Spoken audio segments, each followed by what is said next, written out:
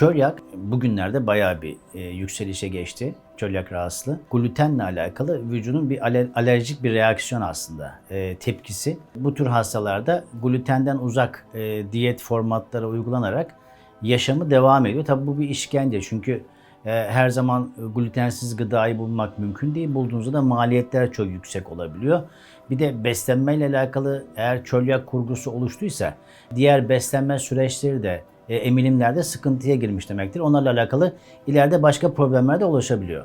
Şimdi biz RTM modülünde baktığımızda çölyakla alakalı kurguda kaynak neden sonuç ilişkisinde bir sonucumuz var burada. Çölyak rahatsızlığı var. Çölyakla alakalı neden kısmına girdiğimizde vücut bir reaksiyon oluşturuyor, antikorlar geliştiriyor ve bu geliştirdiği antikorlara bağlı olarak da sindirimle alakalı süreci yönetemiyor glutenle alakalı kurguda ve çölyak dediğimiz kurgu ortaya çıkıyor. Fakat bunun bir kaynak olarak alt modeline baktığımızda aslında orada kirlenme, sistem bozulması ve DNA kod değişikliği bizim triyadımız vardı. Orada sistemlerle alakalı bir bozulma var.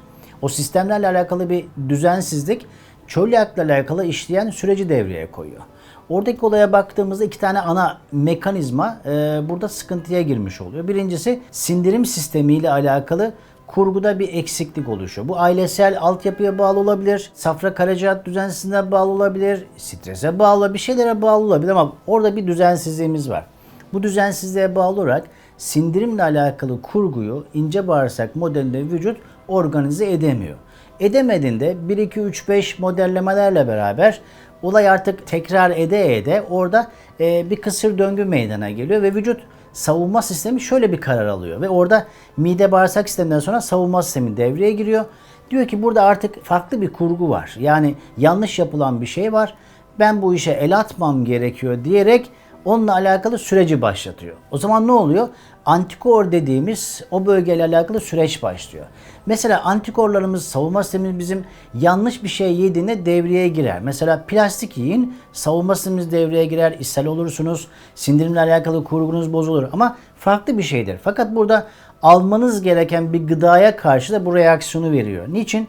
Çünkü sindirimle alakalı süreci yönetemediği için artık oradaki atıklar sanki yabancı bir madde yemişiniz gibi, zararlı bir şey yemişsiniz gibi savunma sistemini harekete geçiriyor. 1-2-3 süreçten sonra orada kalıcı bir savunma sistemiyle alakalı kurgu gelişiyor.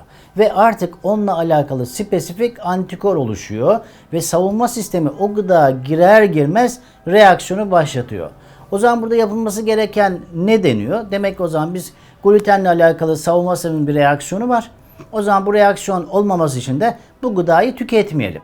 Bu aynı olay diğer bazı gıdalarla alakalı da söz konusu olabilir. İşte çileğe karşı alerjiniz olabilir, başka bir şeylere karşı alerjiniz olan burada sürekli kronik olan, devam eden bir algı oluşuyor. Şimdi buradaki aslında sistem bunda haksız da değil. Çünkü rafine gıdaların tüketimi, hazır gıdalara yönelim, beslenmeyle alakalı süreçlerin dizaynın bozulması, organ saatlerine göre yaşantıdan uzak kalmamız bizim mide bağırsak sistemimiz olması gerekenin üzerinde yük yüklediği için bu yükü kaldıramayan sistem bir şeylere karşı reaksiyon vermek niyetiyle böyle bir kurgu başlatıyor.